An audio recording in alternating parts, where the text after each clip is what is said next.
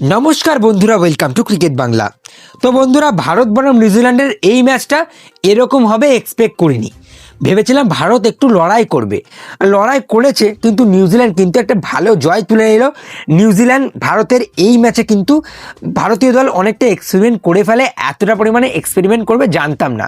যেখানে আজকে ব্যাটসম্যান নিয়েনি, ঈশান কিষানকে রেস দিয়েছে, সেখানে কাকে খেলালো? আর্শদীপ সিংকে। একটা এক্সট্রা বলার খেলানোর পরেও 215 রান খেলো। এবং ঈশান কিষানকে যে রেস দেওয়া হলো, আমরা ভেবেছিলাম হয়তো শ্রেয়াস আইয়ারকে খেলাবে, কিন্তু আজও শ্রেয়াস আইয়ারকে খেলানো হলো না। শ্রেয়াস আইয়ার কিন্তু এই ম্যাচেও সুযোগ পেল না। তো ওভারঅল ম্যাচে কী কী হলো সেই নিয়ে কিন্তু এই ভিডিওতে আলোচনা করব। ইন্টারেস্টিং হবে, ভিডিওটা মন দিয়ে শেষ অবধি দেখতে থাকো। আমাদের চ্যানেলে প্রথমবার এলে চ্যানেলটিকে সাবস্ক্রাইব করে তার পাশের বেল আইকনটিকে অন করে দিও। তো চলো ভিডিওটা শুরু করব। নিউজিল্যান্ড বনাম ভারতের এই ম্যাচে কিন্তু ভারতীয় দল টস জেতে এবং টস জিতে বোলিং করার সিদ্ধান্ত নেয়। যেখানে ভেবেছিলাম আজ হয়তো ভারতীয় দল একটু এক্সপেরিমেন্ট করে কিন্তু প্রথমে ব্যাটটা নেবে, আজও বোলিং নিল। এবং সেখানে সবথেকে বেশি শকিং নিউজ ছিল যে ঈশান কিষানের নিগালের কারণে ঈশান কিষানকে রেস দিয়ে এক্সট্রা একটা বলারকে খেলানো হলো, আর্শদীপ সিংকে সুযোগ দেওয়া হলো। শ্রেয়াস আইয়ারকে সুযোগ দিতে পারতো, শ্রেয়াস আইয়ারকে সুযোগ দেওয়া হয়নি। কেন দেওয়া হলো না বুঝতে পারলাম না। সেখানে নিউজিল্যান্ড দল কিন্তু প্রথম দিকে বেশ ভালো ব্যাট করেছে। আজ ডেভান কনওয়ের ব্যাটে রান আসে, পাশাপাশি টিম সাইফার্ট দারুণ ব্যাট করেছে।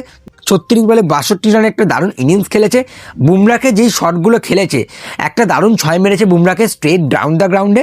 তো ওভারঅল সাইফার্টের ব্যাটিংটা আমার বেশ ভালো লেগেছে। এবং কলকাতা নাইট রাইডার্স ফ্যান্সরা কিন্তু এই ম্যাচটা দেখার জন্য বসেছিল যে সেখানে টিম সাইফার্ট কেমন করবে, রাচিন রবীন্দ্রা কেমন করবে। রাচিন রবীন্দ্রা আজ পুরোপুরি ফ্লপ গিয়েছে, টিম সাইফার্ট ভালো খেলে দিয়ে গেছে। সেখানে নিউজিল্যান্ড স্টার্ট পেয়েছিল, প্রথম 8 ওভারে কিন্তু 92 রান দাঁড় করিয়ে দেয়।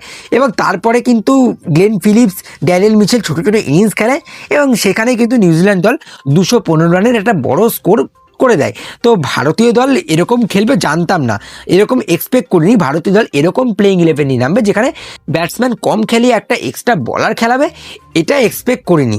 গৌতম গম্ভীর এটা কেন করলো বুঝতে পারলাম না। যেখানে ভারতীয় দলের বোলিং নিয়ে আলোচনা করলে, আজ আর্শদীপ সিং 2 উইকেট নিল, 4 ওভারে 33 রান দিয়ে 2 উইকেট নেয়, 8.2 ইকোনমি দিয়ে। হর্ষিত রানা ব্যাড ডে, খুব খারাপ দিন গেল, 4 ওভারে 54 রান, 13.5 ইকোনমি। হর্ষিত রানাকে নিয়ে শুরু হবে ট্রোল এবারে। জাসপ্রীত বুমরা আজকে একটা ভালো উইকেট নিয়েছে, রাচিন রবীন্দ্রাকে স্লোয়ার দিয়ে আউট করেছে।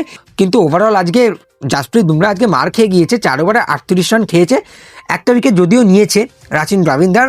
ওভারঅল আমি বলবো জাসপ্রীত বুমরার বোলিংটা আর একটু ভালো করতে হবে। রাবি বিষ্ণই আজকে মার খেয়েছে ভাই, 4 ওভারে 49 রান তিনিও খেয়েছে, 12.2 ইকোনমি। কুলদীপ যাদবও আজকে মার খেয়েছে, 4 ওভারে 39 রান, যদিও 2 উইকেট নিয়েছে। ওভারঅল আমার একটু চিন্তা থাকছে ভারতীয় বোলিংটা নিয়ে। ভারতের যেই পিচগুলো দেখা যাচ্ছে সেই পিচগুলো কিন্তু পুরো সাপাট পিচ, একদম ফ্ল্যাট পিচ দিয়েছে, যেই পিচগুলো কিন্তু ব্যাটিং ফ্রেন্ডলি পিচ। এবং ভারতীয় দলের ব্যাটিংটা নিয়ে আমার অতটা টেনশন হচ্ছে না। ভারতীয় দল যদি কোনোভাবে 230-40 করে দেয় সেই রান ডিফেন্ড করতে পারবে, কিন্তু যখন তারা চেস করবে 220-225, তখন কীরকমভাবে ব্যাট করবে সেটা একটা দেখার বিষয় থাকছে। সেক্ষেত্রে বলারদের উপর তো প্রেশার থাকছেই ওয়ার্ল্ড কাপের আগে। বাকি ভারতীয় দলের ব্যাটিংটা নিয়ে আলোচনা করি। ভারতীয় দলের হয়ে আজকে অভিষেক শর্মাকে নিয়ে প্রচণ্ড হাইপ হয়েছিল।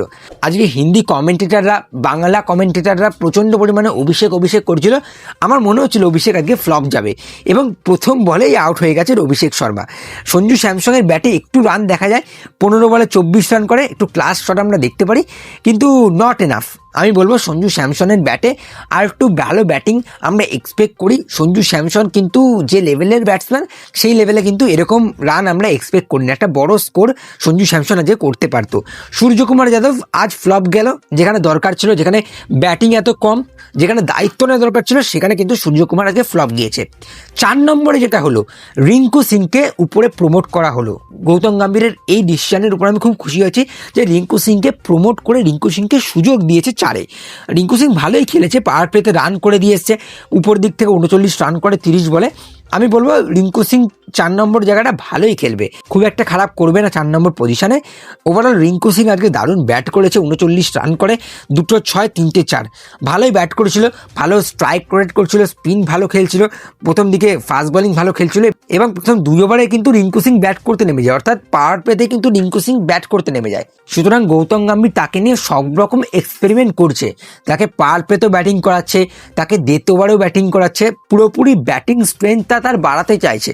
হার্দিক পান্ডিয়ার উপরে আজকে এক্সপেকটেশন ছিল যে হার্দিক পান্ডিয়া আজকে ভালো স্কোর করবে, হার্দিক পান্ডিয়াও আজকে ফ্লপ গিয়েছে। যেখানে দরকার আজকে ছিল, আজকে একটা কম ব্যাটিং নিয়ে ভারতীয় দল নেমেছে, সেখানে একটা ব্যাটসম্যানের দাঁড়ানো দরকার ছিল। শিবম দুবে ওভারঅল আজকে ভালো ব্যাট করেছে, 23 বলে 65 রানের একটা তুফানি ইনিংস খেলেছে, 7টা বড় বড় 6 মেরেছে শিবম দুবে। এবং ঈশ্বরীকে 1 ওভারে 29 রান, সেখানে শিবম দুবে আজকে দারুণ ব্যাট করেছে। একটু ফর্ম আসলো শিবম দুবের ব্যাটে, 3টে 4, 7টা 6, 282 স্ট্রাইক রেট, 23 বলে 65। ওভারঅল শিবম দুবে আজকে ভালো ব্যাট করেছে, কিন্তু আউট যেটা হলো খুবই খারাপ লাগলো।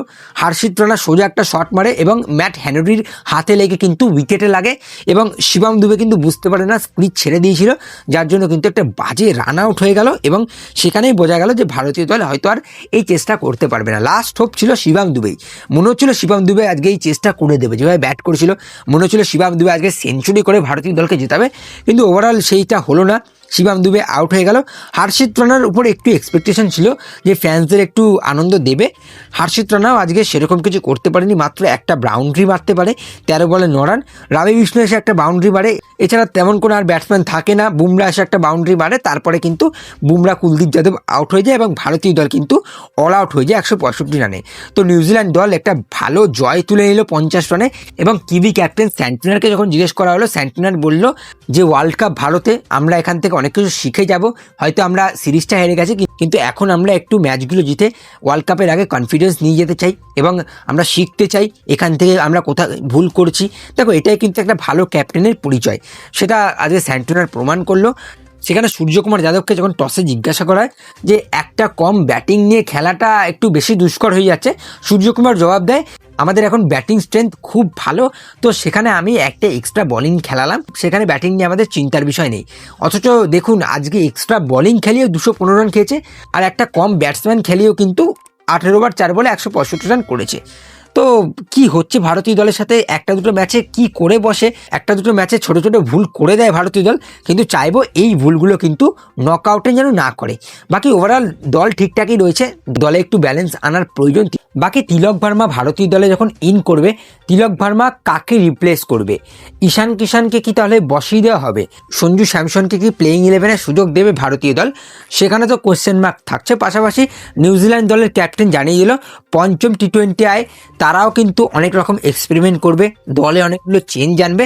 সেখানে একটা চেঞ্জ তো কম্পালসারি, ফিন অ্যালেন ফিরছে পঞ্চম টি-20 আই ম্যাচে, সেখানে হয়তো ডেভান কনওয়েকে বসিয়ে ফিন অ্যালেনকে সুযোগ দেওয়া হবে পঞ্চম টি-20 আই ম্যাচে। তো সেই জন্য আমি এক্সাইটেড রয়েছি, ফিন অ্যালেন কীরকম করবে ইন্ডিয়ান পিচগুলোতে সেটা দেখার জন্য এক্সাইটেড রয়েছি। বাকি আজকের ভিডিওতে এইটুকুই। ভালো লাগলে বেশি বেশি করে লাইক, বেশি বেশি করে শেয়ার করে দিও। আমাদের চ্যানেলে প্রথমবার এলে চ্যানেলটিকে সাবস্ক্রাইব করে তার পাশের বেল আইকনটিকে অন করে দিও। তো চলো, আজকের ভিডিওতে এইটুকুই, টাটা।